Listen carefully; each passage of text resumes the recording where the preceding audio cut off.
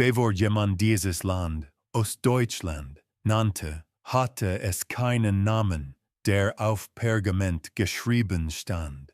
Es lebte in Stimmen, im Wind über den Sumpfen, im Knacken der Wälder zwischen Elbe und Oder. Wer hier lebte, brauchte keine Karten. Die Flüsse waren eure Wege, die Bäume eure Grenzen, die Ahnen eure Gesetze. Die Menschen nannten sich nicht Untertanen. Sie waren Obertreiten, Veletti, Sorben. Ihre Sprache floss weich, voller Laute, die später niemand mehr aussprechen wollte.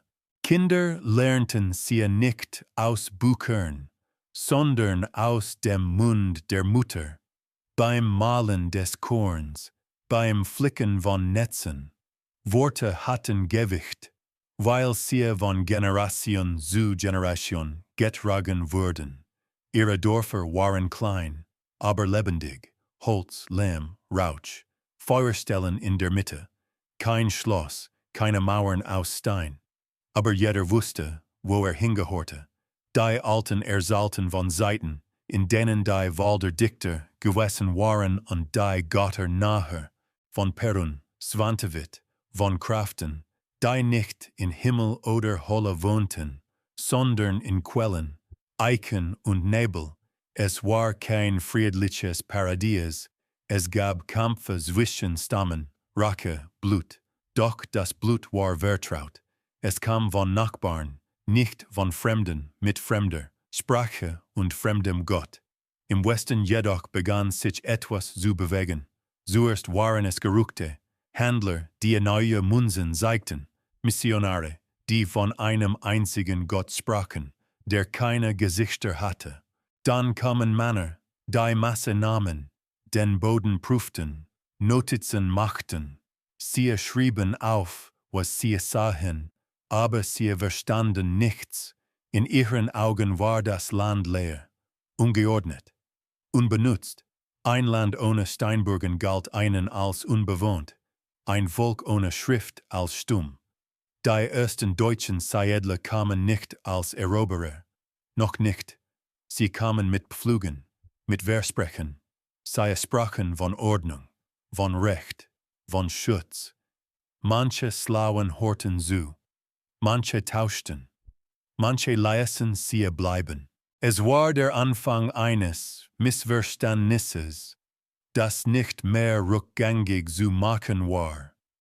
Denn hinter den Bauern kamen andere, Ritter in Eisen, Banner mit Kreuzen, Männer, deren Schwerter nicht zum Roden gedacht waren, und mit ihnen kamen Priester, die erklärten, dass alles, was hier geglaubt wurde, falsch sei, dämonisch, teuflisch.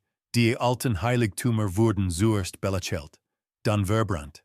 Ein Dorf nahe der Elbe weigerte sich, ein Kreuz aufzustellen. Die Ältesten sagten, ihre Götter hatten sie seit Jahrhunderten beschützt. Am Morgen danach stand der Rauch über den Dächern. Am Abend war nichts mehr übrig, das man hatte verteidigen können. Die Nachricht verbreitete sich schnell, nicht durch Schreiben, sondern durch Angst. Wer sich taufen ließ, durfte bleiben. Wer sich weigerte, verschwand. Manche flohen in die Wälder, tiefer, weiter nach Osten. Andere hofften, es würde vorübergehen, dass diese Männer aus dem Westen eines Tages weitergehen würden. Sie gingen nicht. Stattdessen kamen mehr, immer mehr, mit Urkunden, die sie Land nannten, das bereits an der Hand besessen. Mit Gesetzen, die niemand hier kannte. Mit Namen für Flüsse und Felder, die plötzlich anders heißen. Ein alter Mann, der sich weigerte, den neuen Namen seines Dorfes zu benutzen, wurde ausgelacht. Seine Enkel lernten ihn nie. Sie lernten den deutschen Namen in der Kirche, beim Gebet, beim Eid. Noch war das Blut nicht überall geflossen. Noch sprach man slawisch an den Feuerstellen. Noch erzählten Mutter ihre Geschichten. Aber etwas hatte begonnen, das nicht mehr aufzuhalten war. Nicht ein Krieg, sondern ein Prozess, der das Land nicht sofort tötete, sondern langsam, indem man ihm eine neue Stimme gab und die alte zum Schweigen brachte. Das Kreuz stand am Dorfrand, dort, wo früher ein alter Opferstein gelegen hatte. Niemand erinnerte sich genau, wann der Stein verschwunden war. Manche sagten, sei eines Nachts zerbrochen worden. Andere glaubten, liegt noch immer unter der Erde, begraben, aber nicht tot. Das Kreuz hingegen war neu, das Holz hell, die Kanten scharf, es roch nach frischem Schnitt, nicht nach Geschichte. Der Priester, der es hatte errichten lassen, sprach ruhig, seine Worte klangen freundlich, beinahe sanft. Sprach von Ordnung, von Schutz, von einem Gott, der alles sehe und alles vergebe. Die Menschen horten zu, weil sie gelernt hatten, dass zu hören weniger gefahrlich war als Widerspruch. Doch sie verstanden nicht, warum ein Gott, der so mächtig sein sollte, bewaffnete Männer brauchte. Diese Männer standen hinter ihm. Ihre Schwerter waren nicht gezogen, aber sichtbar, Eisen im Sonnenlicht, ein Versprechen, das nicht ausgesprochen werden musste. Die Kinder starrten auf die Helme, auf die fremden Zeichen.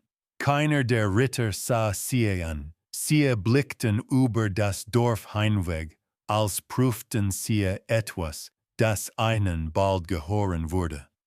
In den folgenden Wochen tauchten weitere Kreuze auf, an Wegen, an Quellen, an alten Baumen. Jedes Kreuz markierte etwas. Nicht Glauben, Besitz, wo ein Kreuz stand, galt das Land als geordnet, als Teil einer neuen Welt, deren Regeln anders waren als die man hier kannte, die Ersten, die sich taufen ließen, taten es nicht aus Überzeugung.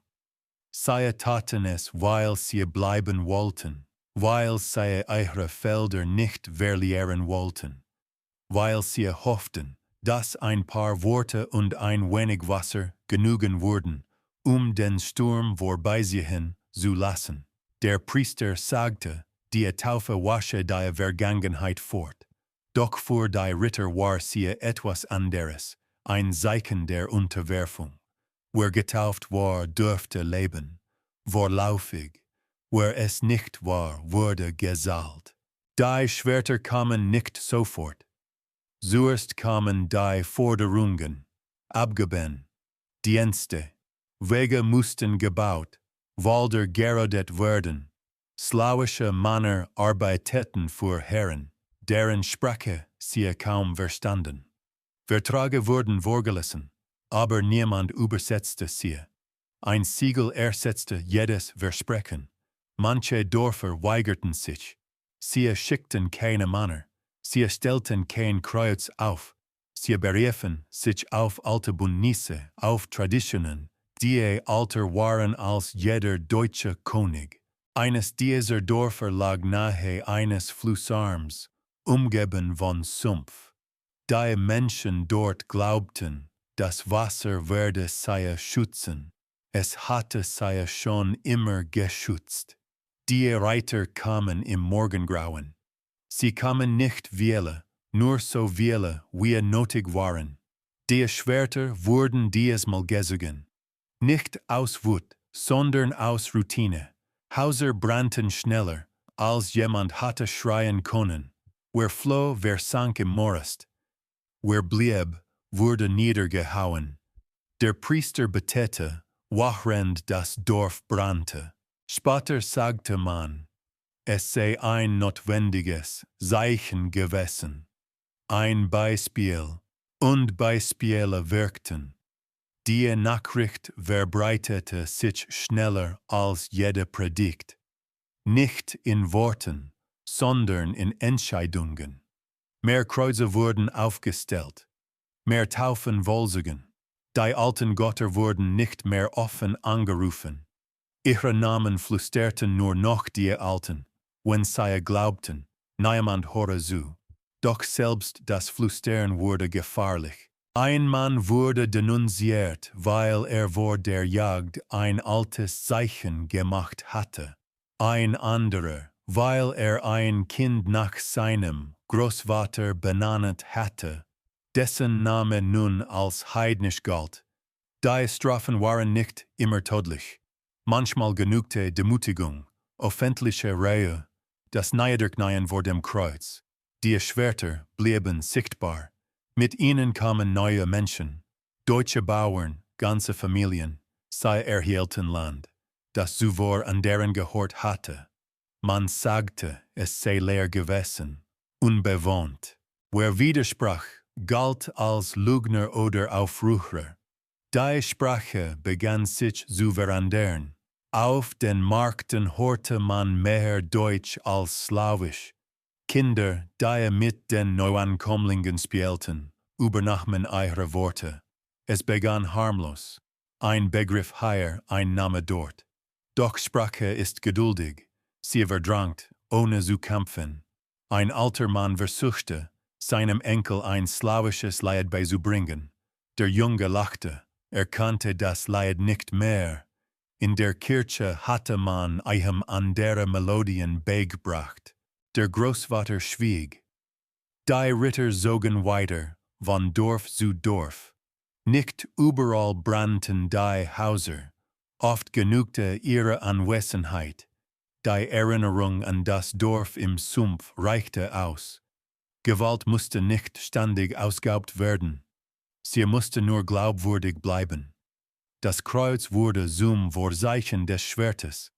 Wo es erschien, folgte die Ordnung. Und Ordnung bedeutete Gehorsam. Manche Slawen begannen, sich anzupassen. Sie trugen deutsche Kleidung. Sie gaben ihren Kindern neue Namen.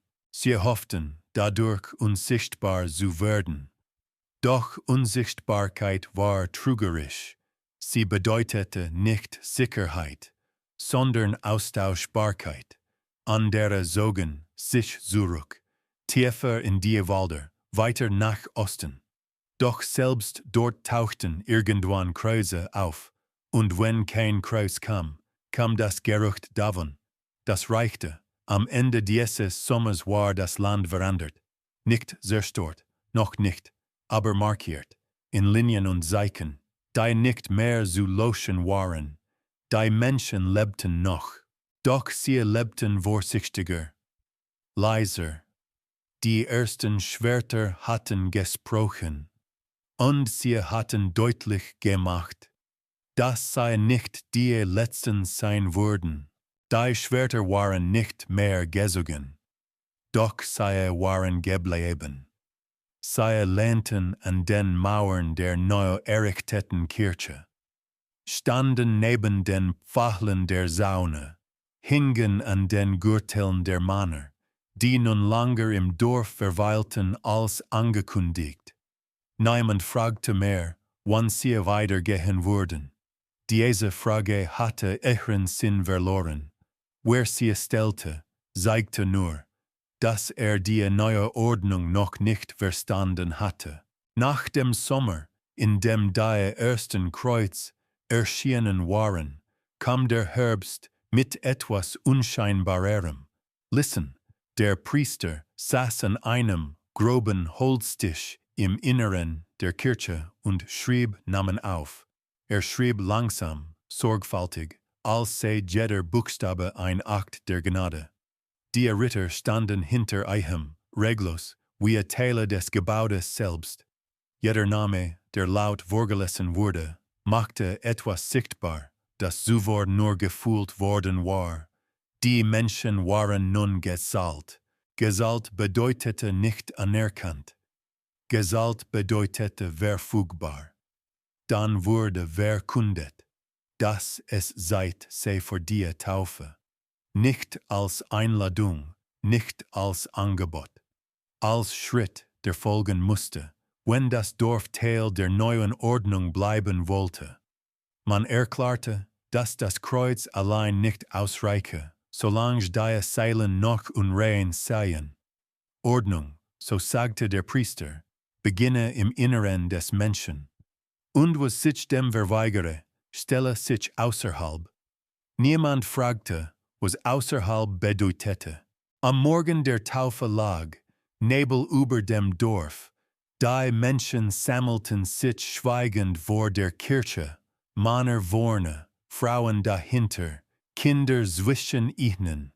Niemand sang, niemand betete laut. Die Erinnerung an das Dorf im Sumpf war noch frisch genug, jedes Wort überflüssig zu machen. Das Wasser wurde aus dem Fluss geholt. Es war derselbe Fluss, in den man früher Opfergaben gelegt hatte. Brot, Fleisch, manchmal ein Stück Metall. Nun wurde als Quelle der Reinigung bezeichnet. Doch das Wasser hatte seinen Geruch nicht verloren. Es roch nach Schlamm, nach Algen, nach dem Land selbst. Genau das machte es gefährlich. Der Priester begann mit den Männern. Alte Namen zuerst, slawische Namen, die ohne Sorgen falsch aussprach. Manche korrigierten schon lese, reagierte nicht. Korrektur war nicht vorgesehen. Wer nach vorne trat, kniete, wer kniet, wurde getauft. Das Wasser lief über den Kopf, über die Stirn, in die Augen. Worte wurden gesprochen, die niemand verstand. Dann kam der neue Name. Ein deutscher Name, kurz, klar, endgültig. Ein Mann wiederholte unsicher. Der Priester nickte. Der Ritter hinter machte einen Schritt zurück. Leben war gewahrt. So ging es weiter, Name für Name, Körper für Körper. Manche zitterten vor Kälte, andere vor etwas Tieferem. Frauen heilten ihre Kinder fest, als konnten sie dadurch schützen. Doch Schutz war kein Bestandteil dieses Rituals. Am Rand der Menge standen die Alten.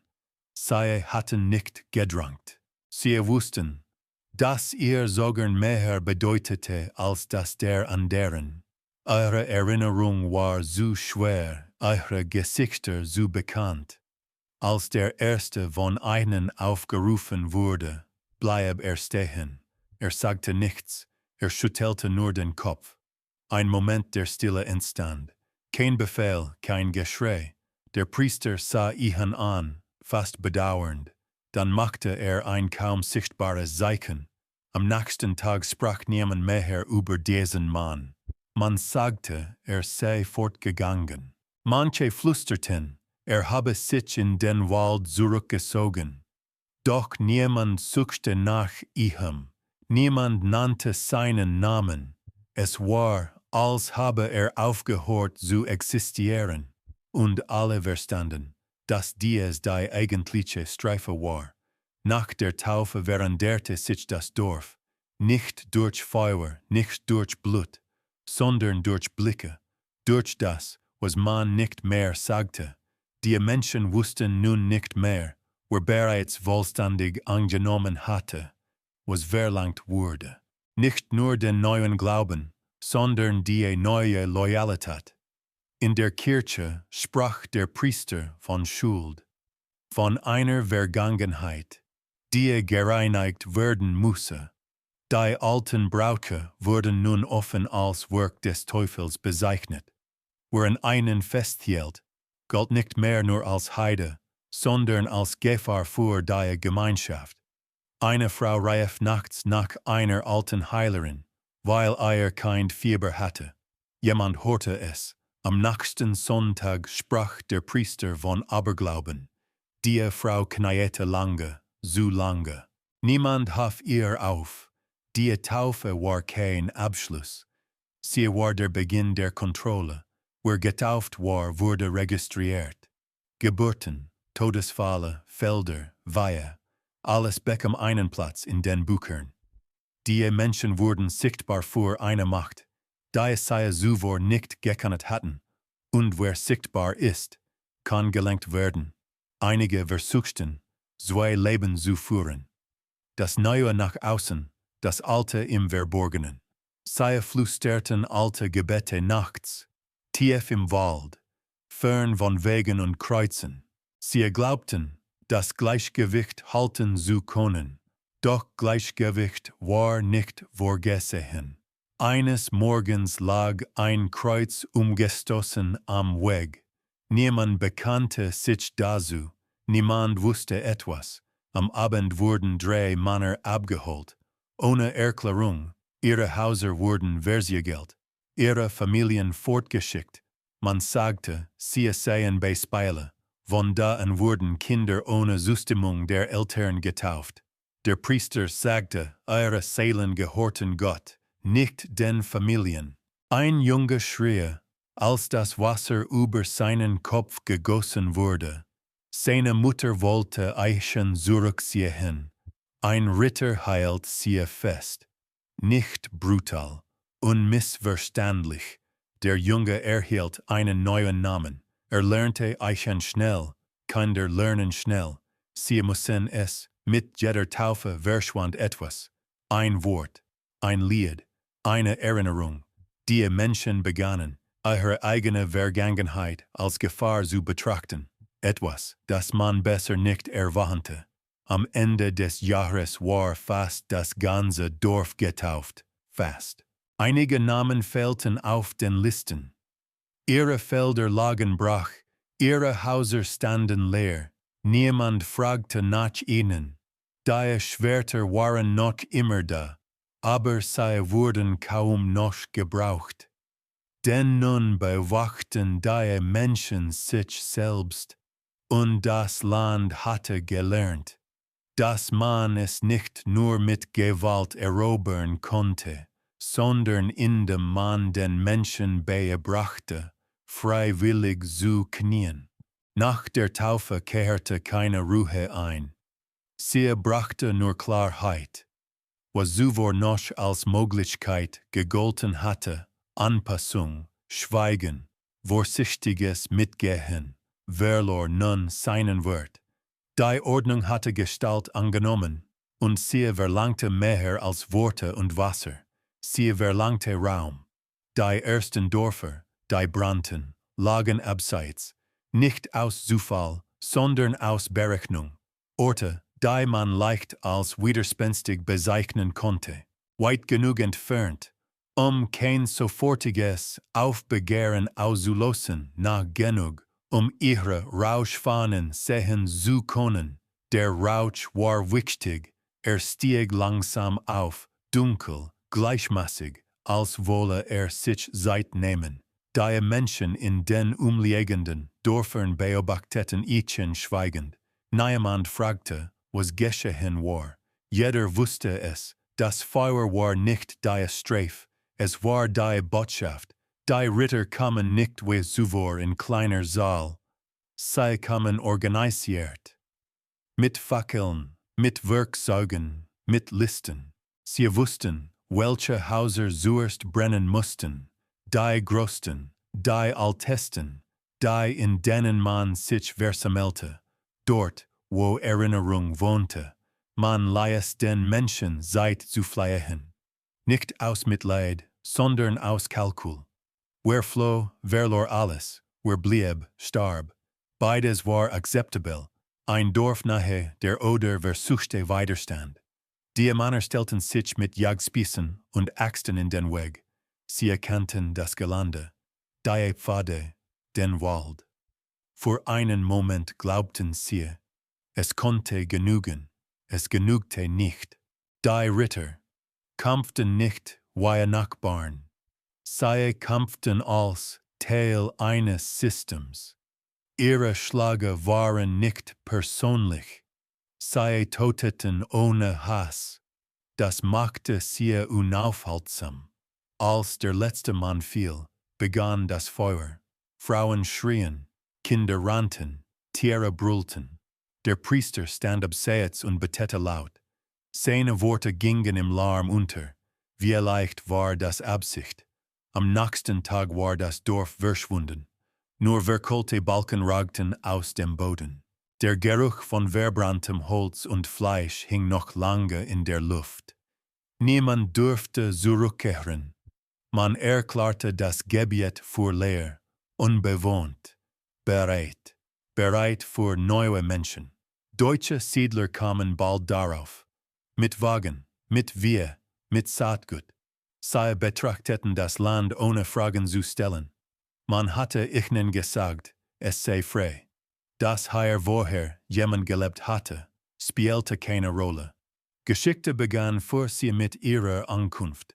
Die Namen der verbrannten Dörfer wurden aus den Listen gestrichen. Sie galten nun als Fehler, als etwas, das man korrigiert hatte. Nicht alle Brände folgten auf offenen Widerstand. Manche trafen Dörfer, die gesogert hatten, die sich zwar hatten taufen lassen, aber weiterhin eure alten Brauche pflegten. Heimlich, unauffällig. Doch Unauffälligkeit war kein Schutz mehr. Jemand hatte gesprochen, jemand hatte beobachtet. Die Menschen lernten, dass nahe gefahrlich war. Dass Nachbarn keine Verbündeten mehr waren, sondern mögliche Zeugen oder Denunzianten. Vertrauen wurde zu einem Risiko, das man sich nicht leisten konnte.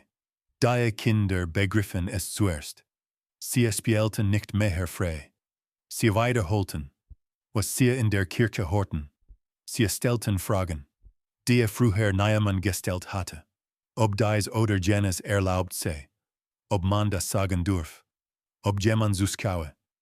Manche Mütter begannen, ihre eigenen Geschichten zu verschweigen, nicht aus Überzeugung, sondern aus Angst, dass ein falsches Wort weitergetragen werden konnte. Schweigen wurde zu einer Form der Fürsorge. Die verbrannten Dörfer waren nicht nur Zerstörung, sie waren Neuschreibung. Wo Wege gewesen waren, entstanden neue. Wo alte Felder lagen, wurden Grenzsteine gesetzt. Alles bekam eine neue Ordnung, eine neue Logik. Und diese Logik war deutsch. Die Ritter zogen weiter, nicht hastig. Sie hatten keinen Grund zur Eile. Das Land wich ihnen aus. Dorf für Dorf, Erinnerung für Erinnerung. Was nicht wich, wurde entfernt. Ein alter Mann, der sein Dorf brennen sah, sagte nichts. Setzte sich an den Rand des Waldes und wartete, bis die Flammen erloschen waren. Dann stand auf und ging. Niemand weiß, wohin. Solche Menschen tauchten später nicht mehr in den Büchern auf. Der Priester erklärte, das Feuer reinige, es tilge das Heidnische, das Unordentliche.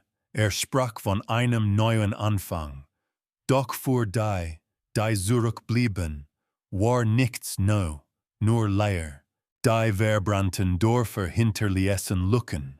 Nicht nur im Land, sondern in den Menschen. Lücken, die sich mit Angst fühlten, mit Anpassung, mit dem Wunsch, nicht aufzufallen. Am Ende dieses Winters war klar, dass Taufe allein nicht genügte. Sie schützte nicht vor dem Feuer. Nur wohlständige Unterwerfung bot eine Chance. Und selbst diese war unsicher.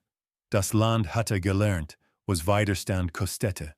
Es hatte gelernt, dass Erinnerung brennbar war.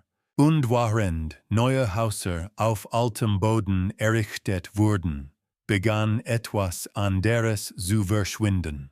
Die Vorstellung, dass dieses Land jemals jemand anderem gehört hatte. Nach den Branden blieb Stille zurück. Nicht die Stille des Friedens, sondern die eines Feldes, auf dem man alles brauchbar bereits eingesammelt hatte. Die Dörfer, die noch standen, wirkten kleiner als zuvor. Nicht weil Häuser fehlten, sondern weil Stimmen fehlten. Die Erwachsenen trugen die Erinnerung an Feuer und Rauch in sich. Sie wussten, was man verlieren konnte. Die Kinder jedoch lernten etwas anderes. Sie lernten, was man besser nicht behielt. In der Kirche saßen sie in der ersten Reihe. Nicht aus Respekt, sondern aus Absicht. Der Priester sprach langsam, deutlich, auf Deutsch. Slawische Worte wurden nicht korrigiert, sondern ignoriert. Wer sie benutzte, galt als ungebildet. als jemand, der zurückgeblieben war. Die Kinder horten zu, sie weiterholten, sie merkten schnell, welche Worte ein Lächeln hervorriefen und welche ein Stirnrunzeln. Sprache wurde zu einem Spiel mit Belohnung und Strafe. In manchen Dörfern wurden Schulen eingerichtet. Kleine Räume, karg, mit Holzbanken. Der Unterricht war einfach. Gebete, Zahlen, Namen, alles auf Deutsch. Die Kinder lernten, dass Gott Deutsch verstand, dass Ordnung Deutsch sprach, dass Zukunft Deutsch klang.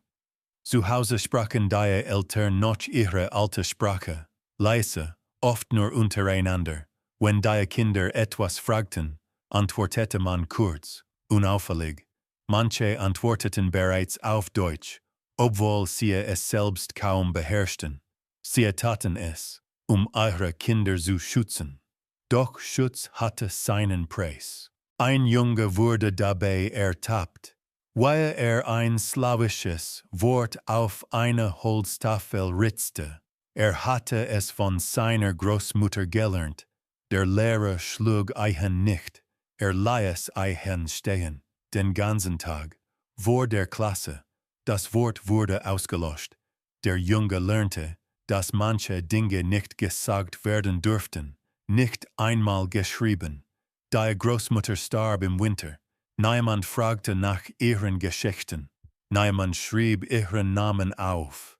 Passte nicht mehr in die Bücher. In den Dörfern ohne Schule geschah es anders. Dort nahmen die neuen Herren Kinder mit. Nicht alle, nur einige. Die klugsten, die starksten. Man sagte, sie wurden ausgebildet. Dass sie es besser haben würden. Manche Eltern glaubten das. Andere hatten keine Wahl. Die Kinder wurden in deutsche Haushalte gebracht oder in Kloster. Ihre Haare wurden geschnitten, ihre Kleidung gewechselt, ihre Namen ersetzt. Sie lernten neue Regeln, neue Lieder, neue Gebete. Anfangs weinten sie nachts. Später horten sie auf. Nicht, weil der Schmerz verschwunden war, sondern weil keinen Ort mehr hatte. Nach Jahren kehrten einige zurück, als Fremde. Sie sprachen Deutsch ohne Akzent. Sie erinnerten sich kaum an ihre Herkunft. Ihre Eltern verstanden sie nicht mehr. Und sie verstanden ihre Eltern nicht. Diese Kinder wurden zu Vermittlern, Dolmetschern, Aufsehern. Sie erklärten den Alten, was nun erlaubt war. Sie übersetzten Befehle, manchmal mit Bedauern, manchmal ohne. Es war eine saubere Methode, keine Schwerter, kein Feuer, nur Zeit. Mit jeder Generation wurde die alte Sprache seltener. Sie überlebte in Fluchen, in Weigenliedern, in Momenten großer Emotion. Doch selbst dort begann sie zu verschwinden. Die Kinder lachten, wenn die Alten sprachen. Sie fanden die Worte seltsam, unnötig. Ein Mädchen antwortete ihrer Mutter auf Deutsch, obwohl diese sie auf Slawisch angesprochen hatte. Die Mutter schwieg. Sie wusste, dass sie gerade etwas verloren hatte, das sie nicht zurückholen konnte. Die Priester lobten den Fortschritt. Sie sagten, die Kinder seien rein, unbelastet von heidnischen Irrtümern. Die Ritter sahen, dass die Ordnung nun von selbst weiterlebte. Es war nicht mehr nötig, ganze Dörfer zu verbrennen. Es genügte, die Kinder zu verändern. Die Alten starben, einer nach dem anderen, mit einen verschwanden Worte, die niemand mehr verstand, Bedeutungen, die sich nicht übersetzen ließen. Die Kinder konnten sie nicht mehr fragen, sie hatten andere Dinge zu lernen. Am Ende dieses Abschnitts der Geschichte war das Land noch immer nicht vollständig deutsch. Aber es sprach bereits anders, es dachte anders und vor allem, es erinnerte sich anders. Die Kinder kannten keine andere Welt mehr. sie hatten keine Sprache für den Verlust. Und so begann etwas zu enden, nicht mit Gewalt, sondern mit einem Vergessen, das niemand mehr aufhalten konnte. Nachdem die Kinder eine neue Sprache gelernt hatten, brauchte man den Erwachsenen nur noch neue Namen zu geben. Es geschah nicht auf einmal. Es geschah beiläufig, fast höflich. Der Priester sprach einen Namen falsch aus. Dann wiederholte ihn auf Deutsch.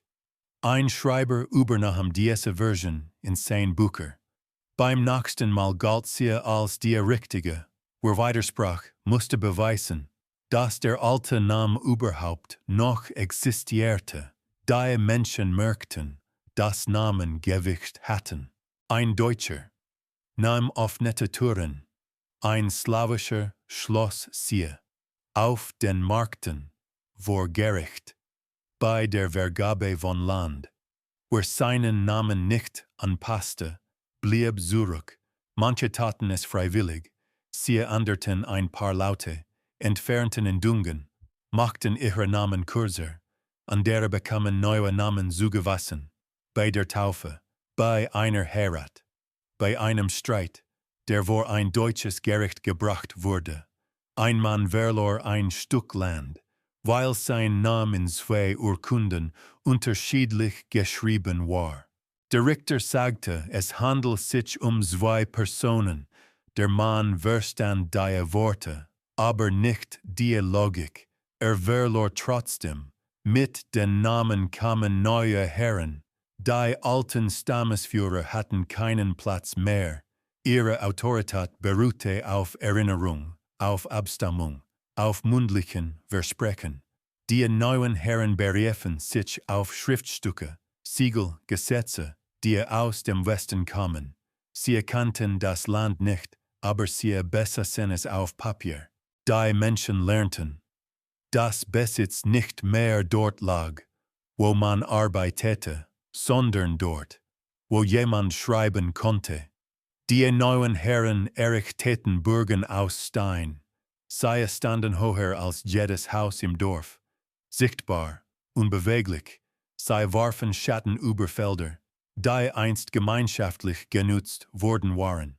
Nun gehörten sie jemandem, den man selten sah, aber ständig spürte.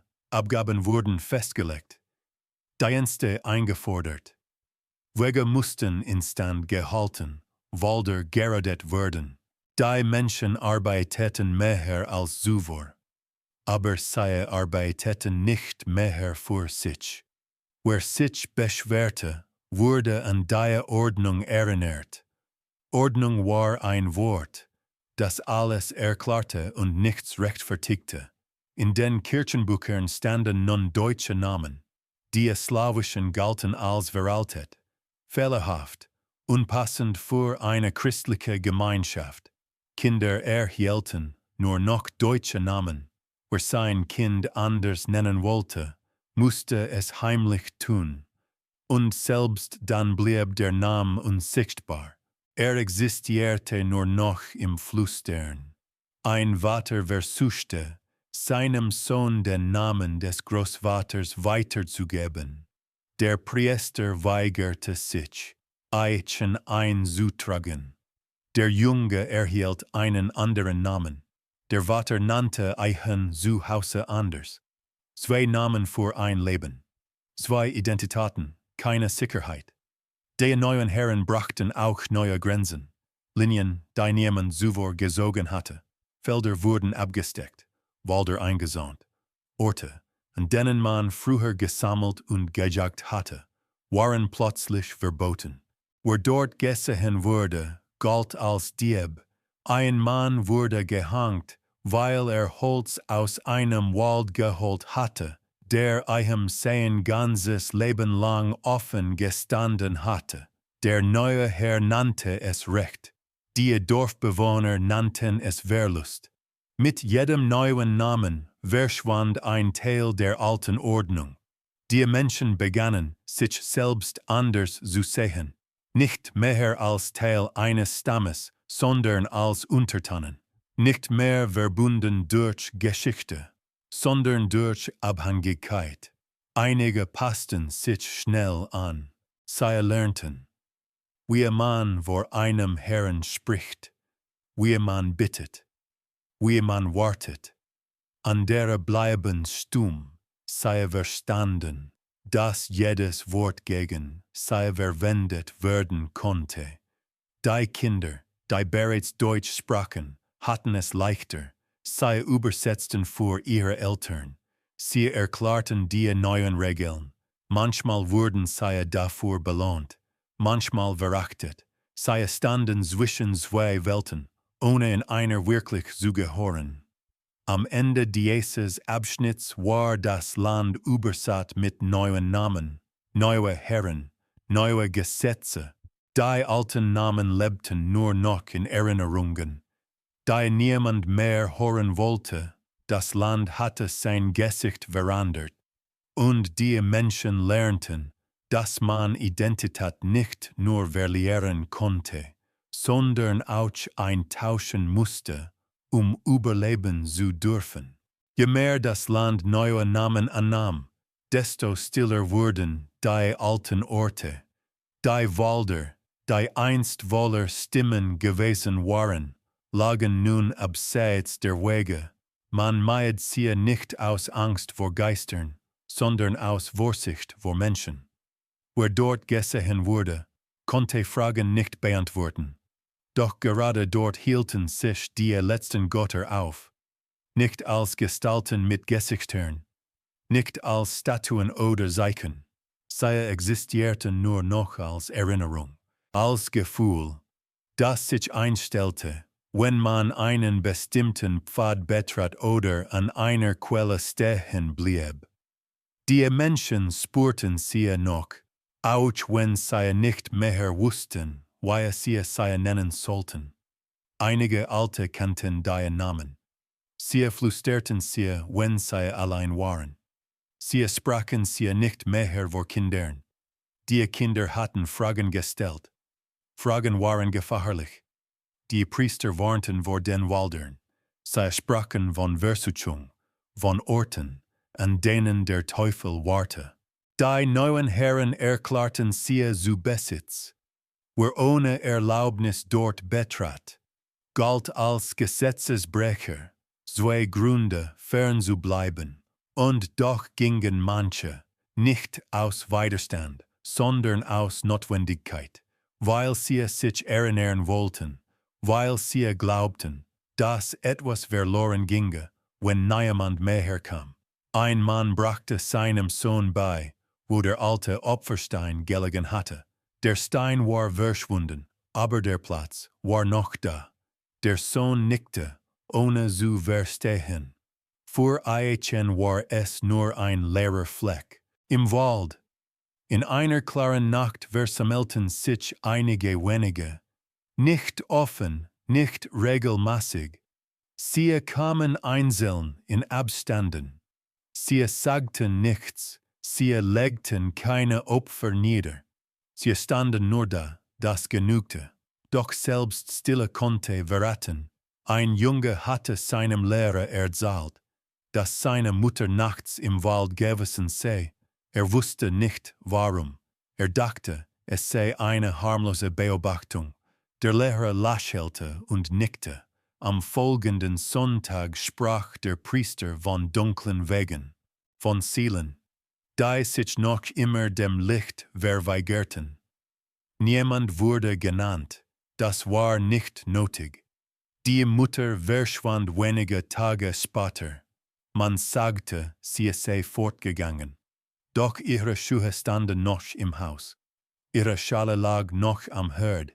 Die Kinder warteten vergeblich. Nach diesem Winter wurden die Wälder anders behandelt. Kreuze erschienen an ihren Rändern. Pfade wurden gesperrt. Bäume gefällt. Man erklärte, dass Licht Ordnung bringe, dass Dunkelheit Platz für Zweifel sei. Mit jedem gefällten Baum verschwand ein Ort, mit jedem gesperrten Pfad eine Erinnerung. Die Menschen merkten, dass es nicht genügte, neue Namen zu vergeben. Man musste auch die alten Räume zerstören. Die letzten Rituale wurden nicht mehr vollzogen. Nicht, weil niemand sie kannte, sondern weil niemand mehr wagte, sie zu zeigen. Die Alten starben, ohne ihre Geschichten weiterzugeben. Die Kinder kannten sie nicht mehr. Ein alter Mann ging noch einmal in den Wald. Setzte sich an den Rand einer Lichtung und blieb dort. Man fand einen Tag später. Hatte nichts getan. Hatte nur gewartet. Der Priester sagte, Gott habe einen zu sich geholt. Die Dorfbewohner nickten. Sie wussten, dass auch diese Worte eine Art von Begräbnis waren. Am Ende dieses Abschnitts gab es keine Götter mehr im Wald, nur Bäume, und selbst die waren nicht sicher. Das Land war nun durchdrungen von einer Ordnung, die keinen Raum ließ für Dinge, die sich nicht benennen ließen. Die alten Götter starben nicht in einem Kampf. Sie starben, weil niemand mehr wagte, sich an sie zu erinnern. Und mit ihnen starb ein Teil der Menschen, der nie in Büchern gestanden hatte. Als die Wälder still geworden waren, blieb den Menschen nur noch das Offene, die Felder, die Wege, die Bergen, die über allem standen. Dort, wo man gesehen werden konnte, wo jedes Handeln eine Bedeutung bekam. Widerstand, so schien es, war nun unmöglich geworden, und doch begann nicht als gemeinsamer Aufstand, nicht als Ruf, sondern als Unruhe. Es waren kleine Dinge, ein Weg, der schlecht instand gehalten wurde, abgeben, die verspottet eintreffen, ein Befehl, der missverstanden wurde. Die neuen Herren nannten es Nachlässigkeit. Doch sie merkten schnell, dass es mehr war. Etwas, das sich nicht benennen ließ, weil es keinen Namen mehr dafür gab. Die Menschen wussten nicht mehr, wofür sie kämpften. Sie wussten nur, dass sie etwas verloren hatten. Ein Mann verweigerte den Frondienst. Sagte, sein Rücken sei krank. Der Vogt glaubte ihm nicht. Der Mann wurde geschlagen. Am nächsten Tag erschienen 3 weitere nicht. Keiner erklärte etwas. Keiner übernahm Verantwortung. Es war kein Plan. Es war ein Gefühl. Die Ritter reagierten mit Ordnung. Sie verlangten Listen, Namen, Schuldige. Doch die Namen sagten ihnen nichts mehr. Die Menschen heißen jetzt gleich. Sie trugen deutsche Namen, lebten nach deutschen Regeln. Auf dem Papier war alles korrekt. Das machte den Widerstand gefährlicher, denn man konnte ihn nicht klar erkennen. Es gab keinen Anführer, keinen Ort, den man zerstören konnte. Die alten Stammesführer waren tot oder bedeutungslos. Die Alten, die noch erinnerten, schweigen. Die Jungen wussten nichts mehr, was man einen hatte nehmen können. Ein Aufstand ohne Erinnerung ist kein Aufstand. Ist ein Stottern der Geschichte. In einem Dorf nahe der Elbe verweigerten die Menschen kollektiv die Abgabe. Sie sagten, die Ernte sei schlecht gewesen. Der Herr schickte Männer, sie fanden volle Speicher. Der Widerspruch war offensichtlich. 3 Männer wurden gehängt. Das Dorf schwieg. Am nächsten Jahr war die Abgabe erneut verspottet. Nicht dort, sondern im Nachbardorf. Wieder dieselbe Erklärung. Wieder dieselbe Reaktion. Die Ordnung blieb stark. Aber sie musste ständig zuschlagen. Die Priester predigten Gehorsam. Sie sagten, Widerstand sei Sünde, dass Gott Ordnung liebe. Doch die Worte glitten ab. Die Menschen hörten zu, aber sie glaubten nicht mehr, dass diese Ordnung ihnen etwas schuldete. Einige junge Männer sammelten sich nachts. Sie tranken, sie fluchten, Sie schlugen auf Bäume ein. Sie nannten keine Seele. Sie nannten keine Götter. Sie wussten nicht mehr, welche Geschichten sie hatten erzählen sollen, ihren Zorn zu ordnen. Einer von ihnen schlug einen deutschen Siedler nieder. Nicht aus Hass, sondern aus Nähe. Der Mann war da, greifbar. Stand vor etwas, das man nicht mehr benennen konnte. Der Siedler starb. Die Vergeltung kam schnell. Das Dorf salte. Nach außen hin wirkte alles ruhig. Die Felder wurden bestellt. Die Kirchen gefüllt. Die Burgen standen. Doch unter der Oberfläche lag etwas Unfertiges. Eine Spannung ohne Richtung. Die neuen Herren begannen, misstrauisch zu werden. Sie merkten, dass Taufe, Namen und Sprache nicht ausreichten, Loyalität zu erzeugen. Man konnte Menschen ordnen, ohne sie zu gewinnen, und geordnete Menschen konnten dennoch gefährlich sein. Es wurden neue Maßnahmen eingeführt: Nachtwachen, Meldepflichten, kollektive Strafen. Wenn einer fehlte, litten alle. Wenn einer sprach, mussten alle hören. Die Kinder, die langst Deutsch sprachen, verstanden diese Regeln besser als ihre Eltern. Sie wussten, was erlaubt war. Sie wussten, was gefährlich war. Manche warnten, manche schwiegen, manche meldeten, nicht aus Bosheit, sondern weil es normal geworden war. Ein Junge zeigte auf seinen Vater und sagte, sei nachts fortgewesen. Der Vater wurde verhört. Der Junge wurde gelobt. Später verstand was getan hatte. Zu spät. Der Widerstand verlor sich in Einzelhandlungen. Hatte kein Ziel, keine Erinnerung, auf die man sich hatte berufen können. Kein Lied, das man gemeinsam hatte singen können.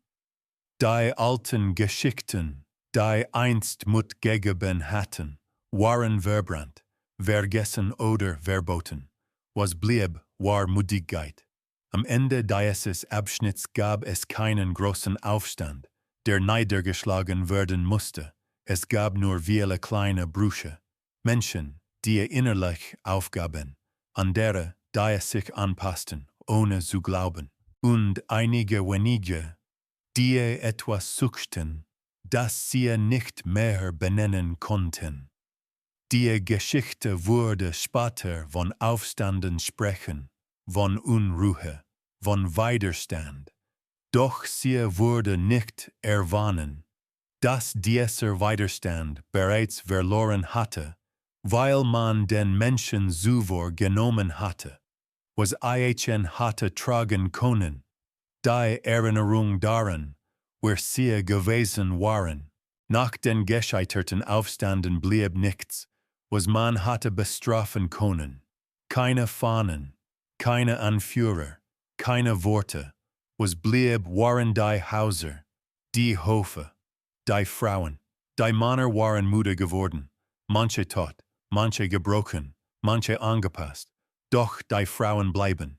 Sie bleiben immer. In den Küchen, in den Stallen, bei den Kindern. Dort, wo Geschichte nicht geschrieben, sondern weitergegeben wurde oder eben nicht mehr.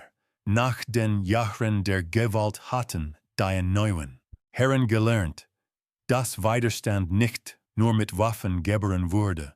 Entstand in Erzählungen, in Liedern, in den Namen, die Mutter ihren Kindern zuflüsterten, wenn niemand zuhörte. Also begann man, dort hinzusehen. Es kamen neue Anordnungen. Kinder sollten früh in die Kirche. Frauen sollten sich an den Predigten beteiligen. Hebammen mussten ihre Arbeit melden.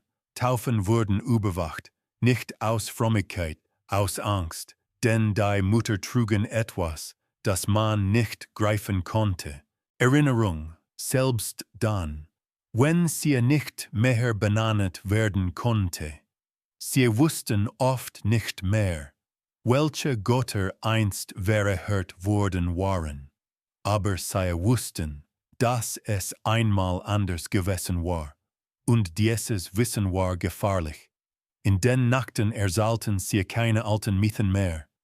Die Geschichten waren so brüchig geworden. So viele Lücken, so viele verbotene Namen.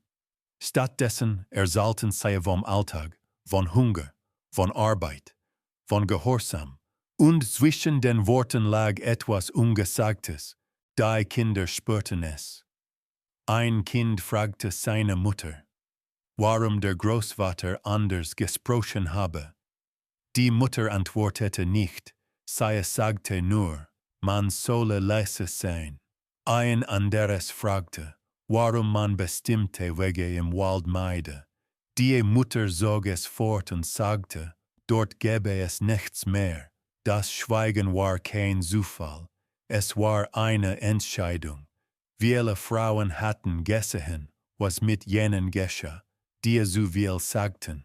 Sie hatten erlebt, wie Kinder weggenommen wurden, weil jemand behauptet hatte, man habe ihnen falsche Dinge beigebracht. Sie hatten verstanden, dass Erinnern gefährlicher war als Vergessen. Also schweigen sie, nicht aus Zustimmung, aus Schutz. Sie gaben ihren Kindern deutsche Namen, ohne sie laut zu mogen. Sie lernten die Gebete, ohne sie innerlich zu sprechen. Sie befolgten die Regeln, ohne sie zu erklären. Ihr Widerstand war nicht mehr sichtbar. Bestand darin, nichts weiter zu geben, was man ihnen hatte nehmen können. Doch dieses Schweigen hatte einen Preis. Die Kinder wuchsen auf ohne Geschichten, ohne Herkunft, ohne das Gefühl, Teil von etwas zu sein. Das Alter war als die Kirche oder der Gründer. Sie wussten, wie man gehorchte. Sie wussten, wie man arbeitete.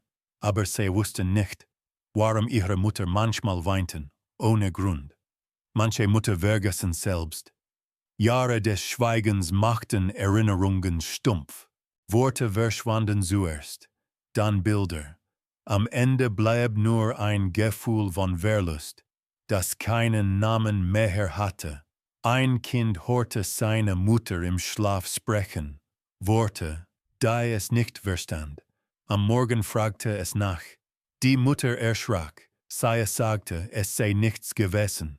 Danach sprach sie nicht mehr im Schlaf.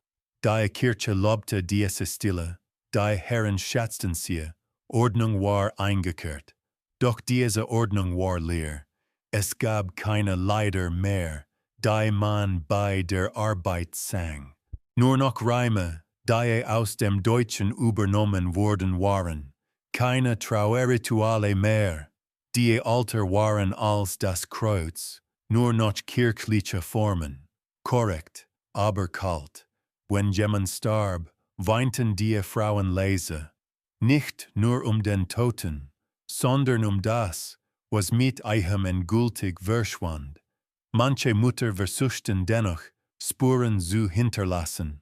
Sie nahten alte Muster in neue Kleidung, ohne sie zu erklären. Sie bewahrten kleine Gegenstände auf Stein, Holzstücke, Amulett, deren Bedeutung sie selbst kaum noch kannten, nicht als Glauben, als Rest, doch selbst diese Reste wurden weniger.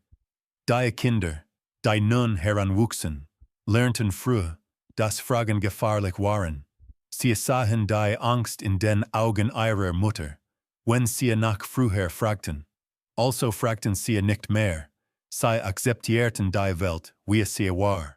Und genau darin lag der endgültige Sieg, nicht in der Vernichtung der Männer, nicht in der Zerstörung der Dörfer, sondern im Schweigen der Mutter, denn eine Kultur stirbt nicht, wenn man sie verbietet. Sie stirbt, wenn niemand mehr wagt, sie weiterzugeben. Am Ende dieses Abschnitts war kein Blut mehr nötig, keine Scheiterhaufen, keine Massenvertreibungen. Es reichte, dass die Frauen schweigen und die Kinder nichts mehr fragten. Die Geschichte wurde später sagen, das Land sei befriedet worden, christianisiert, zivilisiert. Doch sie wurde nicht erwangen. dass diese Stille nicht Frieden war, sondern das Gerausch einer Erinnerung, die aufgehört hatte zu atmen. Die still, die Mutter bewahrt hatten, blieb nicht leer, sie wurde gefüllt, nicht mit Gewalt, sondern mit Alltag, mit Wiederholung, mit Worten, die jeden Tag gesprochen wurden, bis sie selbstverständlich klangen. Die Kinder, die nichts mehr fragten, lernten schnell. Sie lernten, was man sagte, nicht aufzufallen. Sie lernten, was man sagte, dazu zu gehören. Deutsch, zuerst war es nur die Kirche, die Gebete, die Predigten, die Leider. Die Mutter verstanden sie, aber sie sprachen sie nicht. Die Kinder hingegen sprachen sie laut, fehlerhaft zunächst. Dann sicherer, Lob folgte auf korrekte Worte, Tadel auf falsche Laute. Sprache wurde zu einer Frage von Anerkennung. Dann kam der Markt.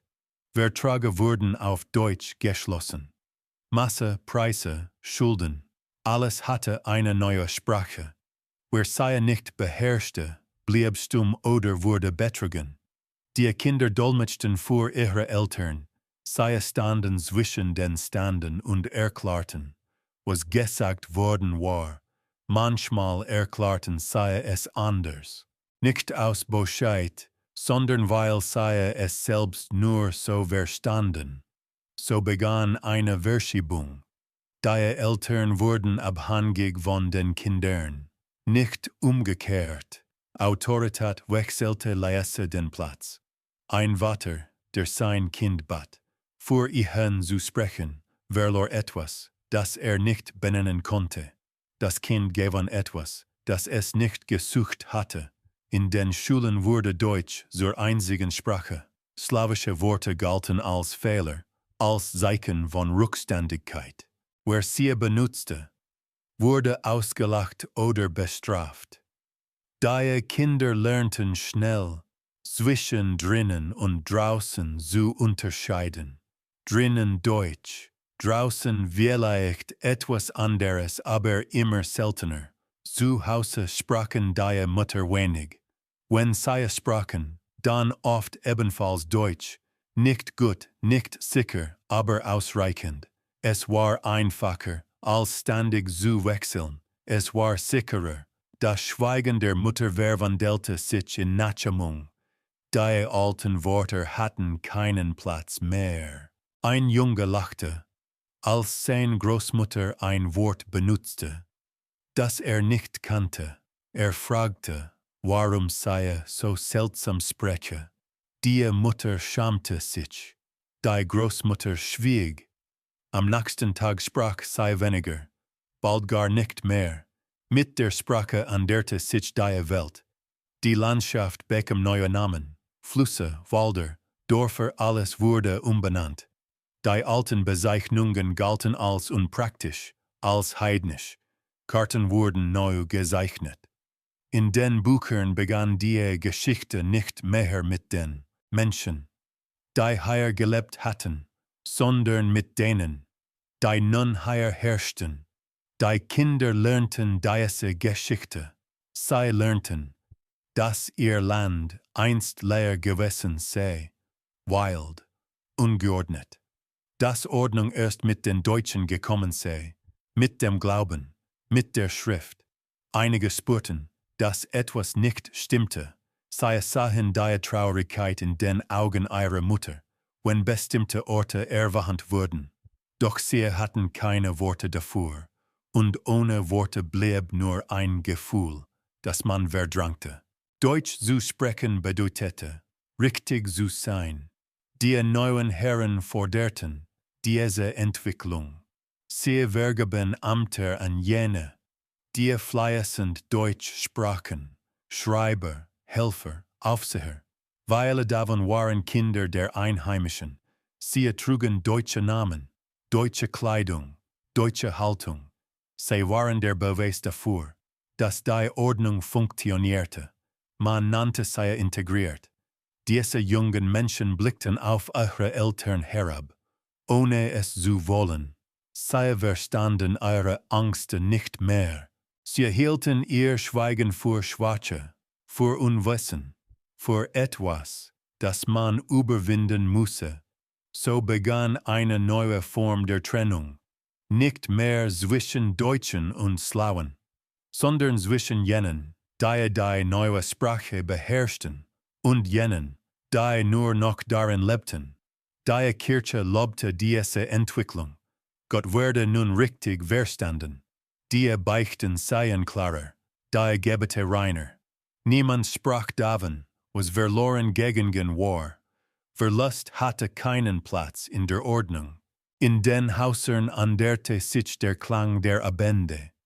Keine alten Lieder mehr, keine fremden Rhythmen, nur das gleichmaßige Murmeln deutscher Worte.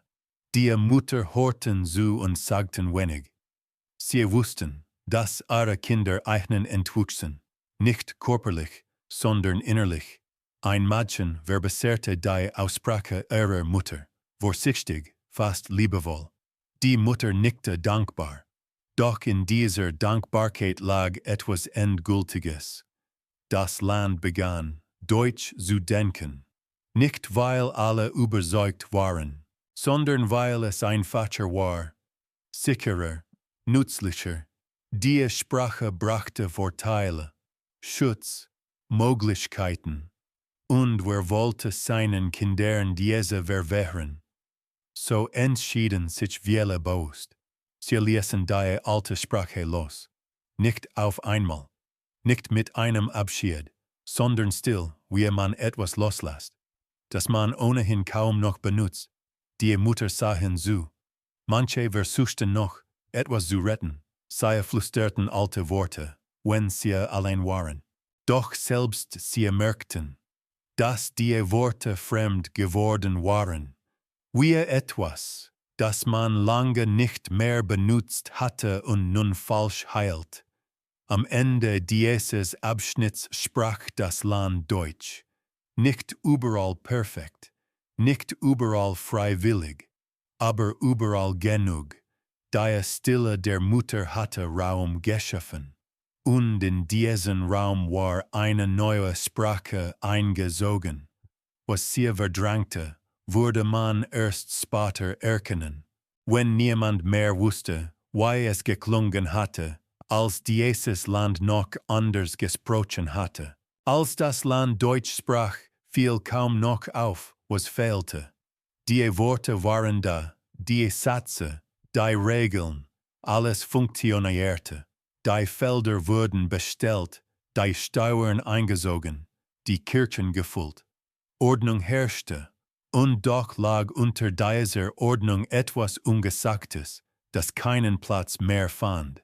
Es war nicht verschwunden worden, es war liegen geblieben.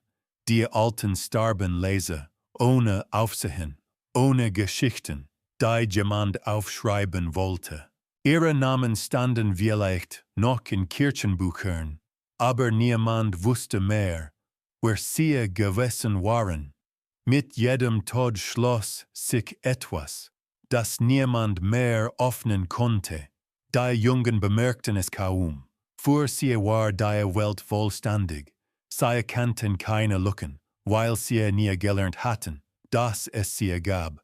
Wenn sie an ihre Herkunft dachten sie an Felder, an Arbeit, an deutsche Worte, nicht an etwas davor. Manchmal stießen sie auf Reste, ein Stein im Wald, dessen Bedeutung niemand erklären konnte. Ein Muster in einem alten Stoff, das sich in keinem Buch fand. Ein Liedfragment, das in keinem Gesangbuch stand. Man sah es an, hörte es und ging weiter. Es passte nicht, so verschwand vieles nicht durch Zerstörung, sondern durch Bedeutungslosigkeit. Die Kirche hatte für alles einen Platz, aber nicht für das, was keinen Namen mehr trug. Rituale, die nicht in das neue Jahr passten, wurden nicht verboten. Sie wurden einfach nicht mehr gebraucht. Geburt, Ehe, Tod, alles war geregelt. Es blieb kein Raum für anderes. Ein Mann fand beim Pflügen Knochen Alte Knochen ohne Zeichen, ohne Kreuz, meldete es nicht, vergrub sei tiefer. Nicht aus Respekt, sondern weil nicht wusste, was sonst hatte tun sollen. Die Geschichte, die nun erzählt wurde, begann neu. Sie begann mit Ordnung, mit der Ankunft der Deutschen, mit dem Glauben, alles davor galt als Wortzeit, als Dunkelheit, nicht böse, nur irrelevant. Die Kinder lernten diese Geschichte in der Schule. Sie lernten Jahreszahlen, Namen von Herrschern, Schlachten.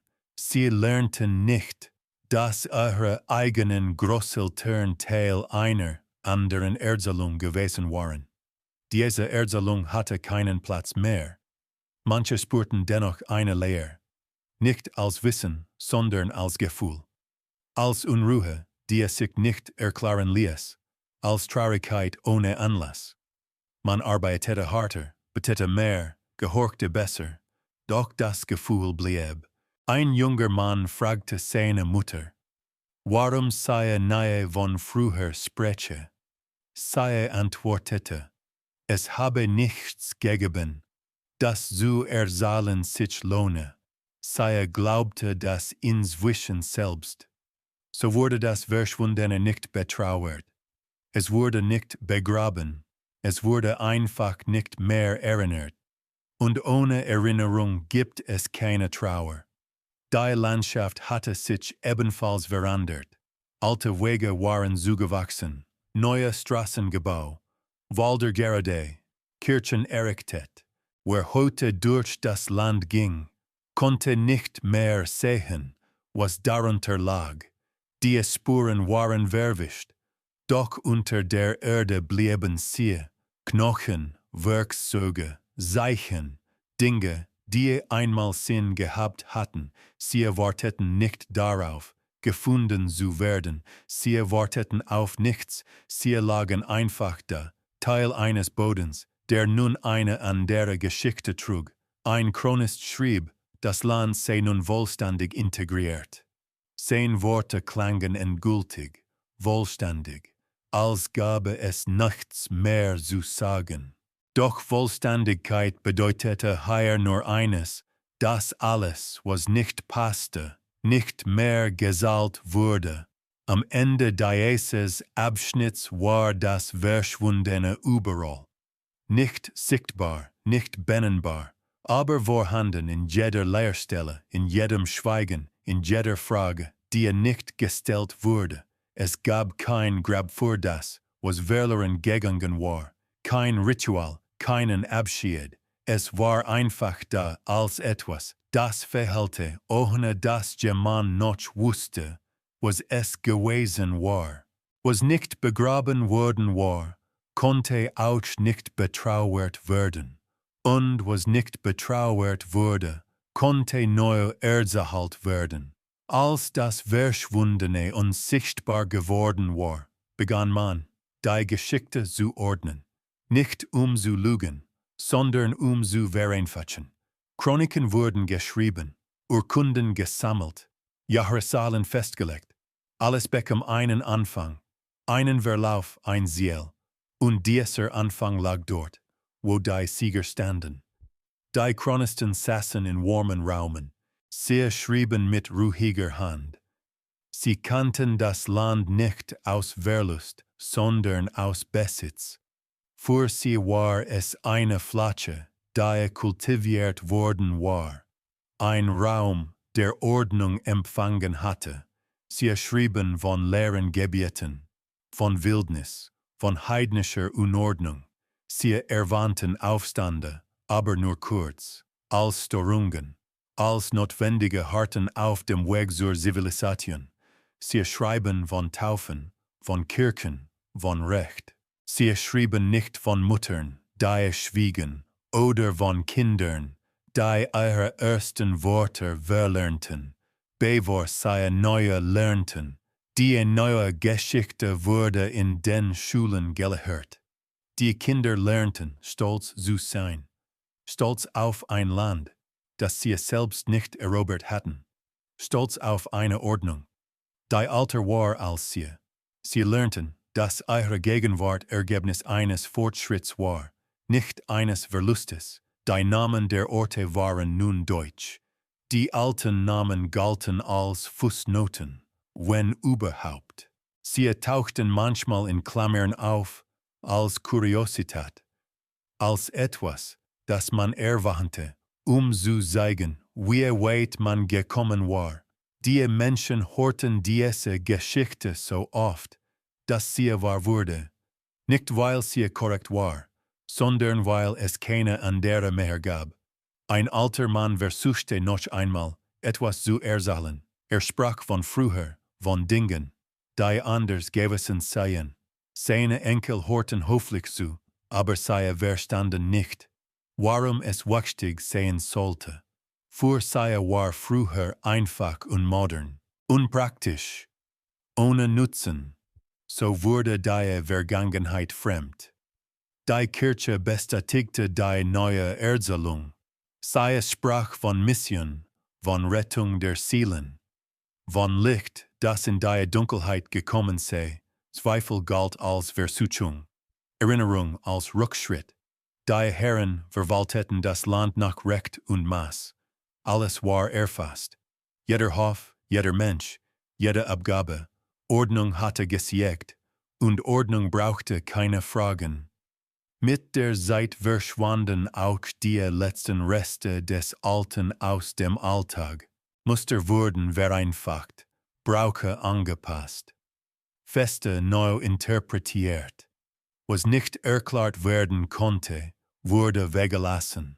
Niemand vermisste es mehr. Das war der größte Erfolg. Denn eine Kultur ist erst dann wirklich besiegt, wenn ihr Fehlen nicht mehr bemerkt wird. Die Geschichte der Sieger war glatt. Sie hatte klare Linien, Helden, Fortschritt. Sie ließ keinen Raum für Brüche, für Zwischentone, für Stimmen ohne Schrift. Alles, was nicht dokumentiert war, galt als nie gewesen. Und doch blieb etwas. Nicht als Wissen, nicht als Erinnerung, sondern als Echo. In der Landschaft, die es sich manchmal fremd anfühlte. In Liedern, deren Melodie traurig war, ohne dass man wusste warum. In einer Sehnsucht, die keinen Gegenstand hatte. Diese Dinge fanden keinen Platz in den Chroniken. Sie störten die Ordnung, also ignorierte man sie. Am Ende stand eine Geschichte, die vollständig wirkte, abgeschlossen.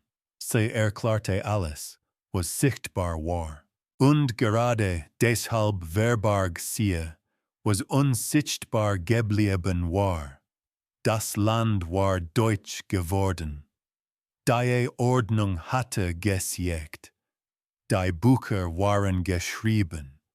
Doch unter jeder Zeile, die den Sieg beschrieb, lag etwas, das nie erzählt worden war. Nicht, weil es vergessen worden war, sondern weil man gelernt hatte, dass man davon nicht sprach. So endet die Geschichte der Sieger, nicht mit Wahrheit, sondern mit Stille. Und diese Stille ist es, die bis heute geblieben ist.